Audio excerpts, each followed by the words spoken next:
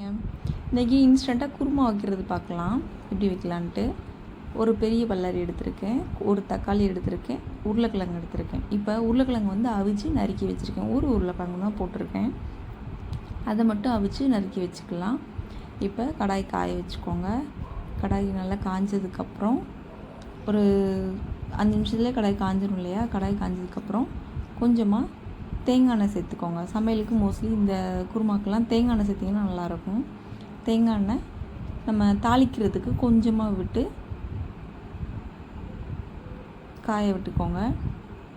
எண்ணெய் காஞ்சதுக்கப்புறம் கடுகு போட்டு பெரிய வெங்காயம், பல்லாரி சொல்லுவோம் இல்லையா, அந்த பெரிய வெங்காயம் நல்லா கட் பண்ணி வச்சுருக்கோம் இல்லையா, அந்த வெங்காயத்தை சேர்த்து அதையும் போட்டு அதோட கருவேப்பிலை எல்லாம் போட்டு தாளிச்சிட்டு, வெங்காயம் வந்து ரொம்பலாம் ஒன்றும் வதங்க வேணாம், கண்ணாடி பதம்னு சொல்லுவோம்ல, அந்த பதத்துக்கு வந்தால் போதும். அந்தளவுக்கு கொஞ்சம் வதக்கிட்டு தக்காளி சேர்த்துக்கோங்க. தக்காளியுமே எதுவுமே இதில் வந்து கொஞ்சம் நல்லா சுருளாக வதங்கணும் அப்படிலாம் வேணாம், ஓரளவுக்கு வதங்கினா போதும். வதக்கிட்டு இந்த சமையலுக்கு இந்த குருமாவுக்கு வேணுங்கிற அளவு உங்களுக்கு குவான்டிட்டி எது எக்ஸ்பெக்ட் பண்ணுவீங்க இல்லையா, அந்த அளவுக்கு உப்பு சேர்த்துக்கோங்க. நம்ம வேக வச்சு நறுக்கி வச்சுருக்க உருளைக்கிழங்கு எல்லாத்தையுமே போட்டு வதக்கிட்டு அது கூட உப்பு போட்டு ஃபஸ்ட்டு வதக்கிக்கோங்க கொஞ்சம். அதுக்கப்புறம் மஞ்சப்பொடி போடுங்க, 1 ஸ்பூன் மஞ்சப்பொடி. கறி மசாலா பொடி டேஸ்ட் வேணும் அப்படின்றவங்க கொஞ்சமாக கறி மசாலா பொடி போட்டுக்கலாம். அப்புறம் தனி மிளகாய் பொடி வச்சுருப்போம் இல்லையா, அது ஒரு ஸ்பூன் போட்டுக்கோங்க. போட்டு இந்த 3ம் நல்லா கிளற அளவுக்கு, நல்லா கொஞ்சம் இறங்குற அளவுக்கு வதக்கி விட்டுட்டு, அதுக்கப்புறம் ஒரு செம்பு தண்ணி விட்டு கொஞ்சம் வதக்கிட்டு மூடி போட்டு கொஞ்சம் கொதிக்க விட்டுருங்க. கொஞ்சம் நல்லா கொதிக்கட்டும். கொதித்து வரவும் இப்போ இது வந்து முழிச்சிட்ருக்கும் எல்லாமே, கொஞ்சம் ஓரளவுக்கு 1-2 தானே வதக்கியிருக்கோம், அதனால நல்லா மசியாது. முழிச்சிட்ருக்கிறது நம்ம இந்த மாதிரி மத்து வச்சு கொஞ்சம் மசிச்சு விட்டுருங்க.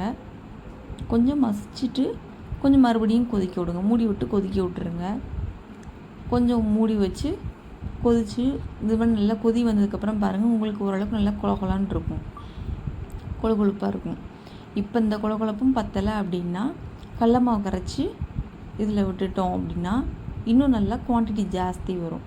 நிறைய பேர் இருக்கும் அப்படிங்கும்போது இந்த மாதிரி வச்சோம், கொஞ்சமாக ஒரு தக்காளி தான் இருக்குது, ஒரு பல்லாரி தான் இருக்குது அப்படின்னா கூட இந்த மாதிரி அட்ஜஸ்ட் பண்ணி சமையல் பண்ணிடலாம். கடலை மாவு கரைச்சி ஊற்றி தண்ணியும் கொஞ்சம் ஊற்றி இப்போ மூடி போட்டுருங்க. மறுபடியும் மூடி போட்டு ஒரு 5 மினிட்ஸ் நல்லா அப்படி கொதி வந்துடும். இப்படி கொதி வந்ததுக்கப்புறம் இப்போ நீங்கள் கிண்டி பார்த்தீங்கன்னா கொஞ்சம் நல்லா குழன்னு இருக்கும், குவான்டிட்டியும் ஜாஸ்தி இருக்கும். இப்போ அவ்வளோதான். இதில் கடைசியாக கொஞ்சம் மல்லி இலை மட்டும் போட்டு அடுப்பை ஆஃப் பண்ணிட வேண்டியதான்.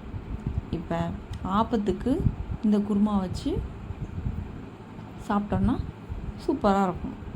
வீட்டில் ட்ரை பண்ணி பார்த்துட்டு எப்படி இருந்துச்சுன்னு கமெண்ட்ஸில் சொல்லுங்கள். தேங்க்யூ. தேங்க்ஸ் ஃபார் வாட்சிங்.